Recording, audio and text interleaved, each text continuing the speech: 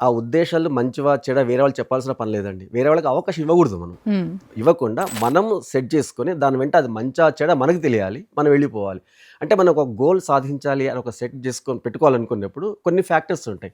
First ఏంటంటే మనం ఏదైతే గోల్ సాధించాలనుకున్నామో అది చాలా స్పెసిఫిక్‌గా ఉండాలి. హ్మ్. అంటే ఇన్ ద సెన్స్ స్పెసిఫిక్‌గా అంటే ఒక చిన్న దీనికి ఒక చిన్న స్టోరీ చెప్తాను మీకు ఈజీగా అర్థమవుతుంది. ఈ ఒక యువకుడు ఆయన ఒక కల ఉంది ఆయనకి. ఏంటి? ఆయన ఏంటంటే ఒక పెద్ద వెహికల్‌లో తిరగాలి. నా చుట్టూ ఎప్పుడు కొంతమంది అమ్మాయిలు ఉండాలి. నా చేతిలో ఎప్పుడు డబ్బులు ఉండాలి. నాకు పెద్ద వెహికల్ ఉండాలి అని కోరుకుంటాడు. ఆయనకు అది ఉందన్నమాట. హ్మ్. దానికోసం ఒక గురువు గారి కోసం తపస్సు చేస్తాడు.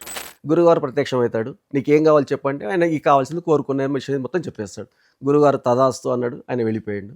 నెక్స్ట్ డే మార్నింగ్‌కి ఆయనకు అపాయింట్మెంట్ ఆర్డర్ వచ్చింది. ఆయన అనుకున్నవి మొత్తం దాంట్లో ఉన్నాయి. ఏంటి? ఆయన పెద్ద వెహికల్‌లో ఉన్నాడు. హ్మ్. నెక్స్ట్ చుట్టూ మొత్తం అమ్మాయిలు ఉన్న వెహికల్ ఉన్నది. ఎప్పుడు దగ్గర డబ్బులున్న వెహికల్ ఉంది. అన్నీ ఉన్నవి. తీరా చూసిందంటే ఆయన లేడీస్ బస్‌కి ఆర్టీసీ బస్ కండక్టర్. ఎందుకంటే ఆయన కోరుకున్న కోరికలు మొత్తం దాంట్లో ఉన్నాయి.